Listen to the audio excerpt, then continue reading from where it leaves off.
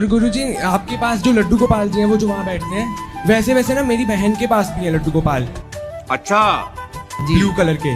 तो ना वो होता है उससे बहुत प्रेम करती है और उसको बहुत प्यार करते हैं, जैसे संवारते हैं, जैसे आप प्यार करते हो वैसे वैसे अगर वो प्यार करते हैं ना तो हमारे घर वाले बोलते हैं कि ये तो पागल है, कि ये पंजाबी में कहते हैं अव्वल दर्जे की पागल है। ये क्यों बोलते हैं, मतलब भक्तों को ऐसे क्यों बोला जाता है कि मतलब पागल है ये? तो जैसे मैंने भी अभी ये टीका लगाया, ये दीदी की बात जैसे हुई थी, वैसे पागल क्यों बोलते हैं? कैसे कैसे लोग रहते हैं यार यहाँ पर। चलो तुमको पागल कुत्ते का गाड़ी उठा के ले जाएगा, बता रहे हैं हम। अब जैसे मेरे पास जुगल जोड़ी भी है। जैसे मुसलमान टोपी लगाते हैं तो मुसलमान को कोई मुसलमान ये नहीं कहता कि तू पागल है, टोपी क्यों लगाया, क्योंकि मुसलमान अपने धर्म को लेकर बड़ा कट्टर होता है। मुसलमान टोपी लगाता है ना, लेकिन हिंदू तिलक लगाने लग जाए, सिखा रखने लग जाए, भगवान का नाम जपने लग जाए तो लोग पागल कहते हैं। बात तो सही है। क्योंकि सनातन, इसलिए तो सनातन का पतन हुआ है, ह्रास हुआ है, क्योंकि सनातनी अपने धर्म को समझता ही नहीं। शराब क्लबों में जाके देखो, लड़का लड़की नाच रहे हैं गलत गलत तरीके से, उस पर कोई नहीं जाके बोल रहा है कि ये गलत है।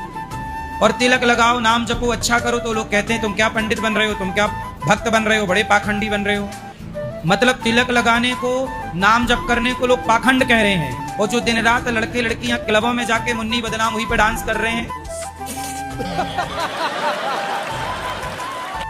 शीला की जवानी पे झूम रहे हैं, वो सही लग रहा है उनको, वो पाखंड नहीं है। जहां चरित्रहीनता फैल रही है वो सही लग रहा है। और तिलक लगाना, सिखा रखना, कथा सुनना, कीर्तन करना, धाम जाना, इसे लोग गलत मान रहे हैं। आप ही बताइए कि गलत क्या है?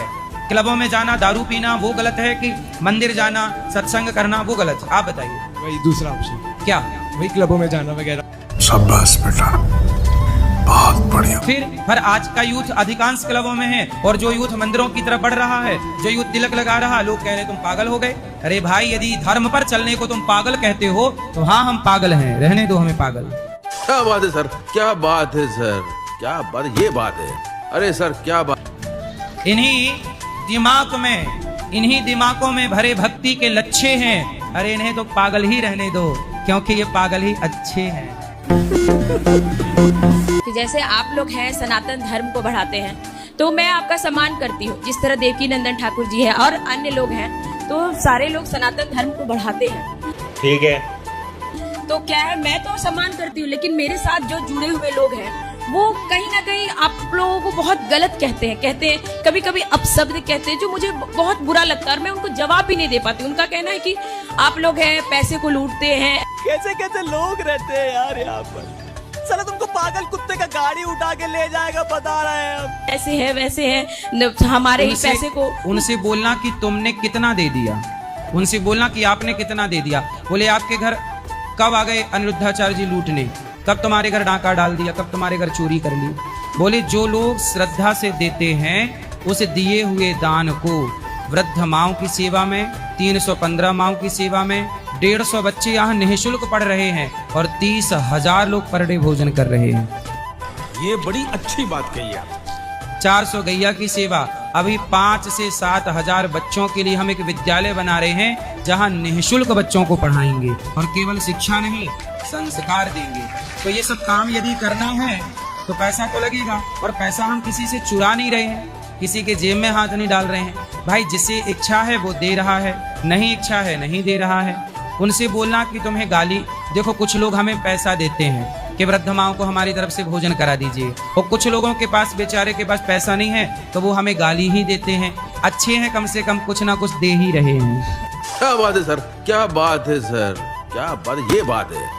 इसलिए उनकी गाली भी हमें स्वीकार है। मैं नहीं समझा पाती हूँ, कोई बात नहीं, आप मत समझाओ। तकलीफ होती है मुझे। देखो रावण को कोई नहीं समझा पाया, हनुमान जी नहीं समझा पाए, अंगद जी नहीं समझा पाए, स्वयं राम नहीं समझा पाए, दुर्योधन को स्वयं कृष्ण नहीं समझा पाए। जिसे विधाता नहीं समझाना चाहते उसे कोई नहीं समझा पाएगा। इसलिए मत समझाओ। वो हमें गाली दे रहे हैं ना, हमें उनकी गाली स्वीकार है, कोई दिक्कत नहीं। शाबाश। पर बोलते हैं हमें पाप लगेगा गुरुजी, मैं क्या करूं? मैं कोई बात नहीं, आप उनसे कहो कि ये सारी सेवा जो गौरी गोपाल में होती है, बोले आप भी शुरू कर दो। हाँ मैंने बोला गुरुजी कि फिर आप कर लो ना। हाँ, ये काम वो बेचारे कर रहे हैं। आप लोग करते, यदि हर बेटा अपने माँ बाप की सेवा करता तो हमें वृद्धाश्रम बनाने की जरूरत ही नहीं पड़ती। तो जब बेटा अपने कर्तव्य को भूल गया, बेटियां अपने कर्तव्य को भूल गईं, यहाँ देखो ना माएँ रहती हैं। अभी एक माँ हॉस्पिटल में है, 3 बेटे हैं माँ के और 1 बेटी है। 3 बेटों में एक भी बेटा नहीं आया। हमने फोन लगाया कि बेटा तुम्हारी माँ आखिरी सांस ले रही है। 30,000 रुपए रोज का लग रहा है वेंटिलेटर का, 30,000 रुपए रोज। वो कोमा में थी 2 दिन। जब कोमा से जागी तो मैंने बेटों को फोन लगाया कि माता की आंख खुलेगी जब आप सामने रहोगे ना बेटा, तो माँ को अच्छा लगेगा कि मेरा बेटा आया है। पर तीनों बेटे नहीं आए। कैसे कैसे लोग रहते हैं यार यहाँ पर। साला तुमको पागल कुत्ते का गाड़ी उठा के ले जाएगा बता रहे हैं हम। अंतिम सांस चल रही है, देखने नहीं आए। मर जाएंगी तो कंधा देने क्या आएंगे। अब ऐसे माओ की यदि अपनी औलाद सेवा करती तो फिर हमें वृद्धाश्रम बनाने की जरूरत ही नहीं थी। जब अपने नहीं करेंगे तो किसी को तो करना पड़ेगा ना। हेलो गाइस, नया यूट्यूबर हूँ, क्या मुझे सपोर्ट करोगे? रोज वीडियो डालूंगा, क्या मेरी वीडियो को देखना पसंद